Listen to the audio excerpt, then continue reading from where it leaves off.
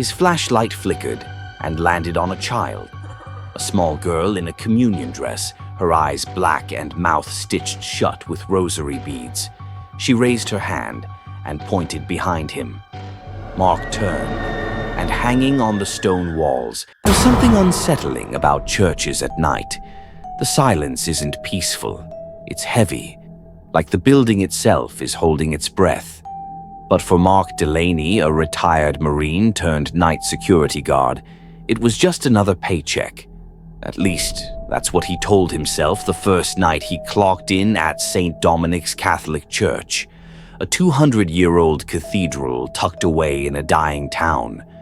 But on his fifth shift, something woke up. Mark's first 4 nights were boring. He made his rounds, walked the stone corridors, and checked that the side doors were locked. The only sound, the faint groaning of the wooden pews contracting in the cold, and the occasional scurry of rats in the basement pantry. But on night 5, the bells rang. Mark looked up from his thermos of coffee. The bells never rang at night. No one had touched the old system in decades. He grabbed his flashlight and radio. "Dispatch, this is Delaney at St. Dominic's. The bells just rang. Over." He climbed the bell tower slowly. The old wooden stairs moaned beneath his boots. The door to the belfry was open, and that's when he saw it. A figure, back turned, cloaked in black robes, standing at the window, hands outstretched. Mark shouting, "Hey, this is private property." The figure didn't move. Mark stepped forward, grabbed his flashlight, and the beam passed through the figure, like it wasn't even there. Suddenly, the figure turned, but it had no face, only a black void, and whispering voices pouring out of it. He stumbled backward, fell down 2 steps, scrambled to his feet and ran. Back at the front pew, Mark tried to calm himself. Maybe it was lack of sleep, maybe a trick of the light. But then he heard it. Whispers coming from beneath the altar. Now no one had access to the crypts, not since the renovation after the fire 20 years ago. But curiosity overrode fear. He approached the altar, an old Gothic stone slab etched with Latin prayers, and saw that the trapdoor behind it was slightly ajar. He lifted it, descended into the crypt. The air changed, heavier, warmer, and it smelled not like mildew or decay, but like iron, and something wet. Mark whispers, "Hello?" His flashlight flickered and landed on a child, a small girl in a communion dress, her eyes black and mouth stitched shut with rosary beads. She raised her hand and pointed behind him. Mark turned, and hanging on the stone walls were dozens of crucifixes, inverted, each one bleeding from the eyes of Christ. And then he saw them, hands, dozens of pale, wet hands, reaching from cracks in the stone, clawing for air.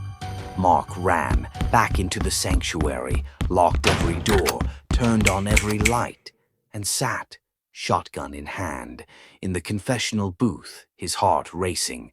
Then, the door to the other side of the booth creaked open, but no one was scheduled for confession. "Forgive me, Father, for I have sinned." Mark, "This isn't funny. Who is this?" Voice, "I have sinned. I have taken children.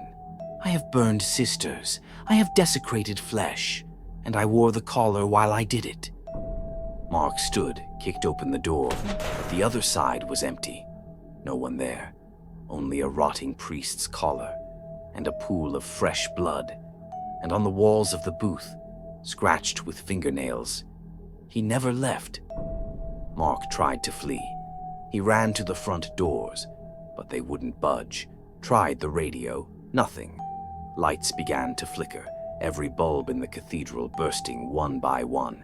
And then came the singing, a Latin hymn, beautiful and horrible. Voices of a long-dead choir echoed down the halls, and then the girl, the one from the crypt, appeared at the foot of the aisle. But now her mouth was open, gaping, and inside her throat was a hand, a bony, priestly hand, reaching out, pulling itself out of her like a glove. Mark screamed, fired his weapon, but the bullet passed through the air like it was moving in molasses. The church began to twist, walls bending inward, pews melting. The crucifix above the altar turned upside down and bled black. The entity stepped out. A priest's body, face half-burned, eyes glowing red, hands dripping with ash. Entity, calmly. You rang the bell.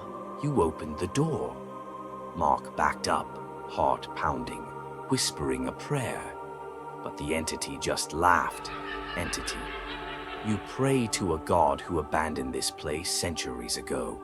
Mark lunged for the holy water, threw it. The entity screamed, a sound like glass shattering in your soul.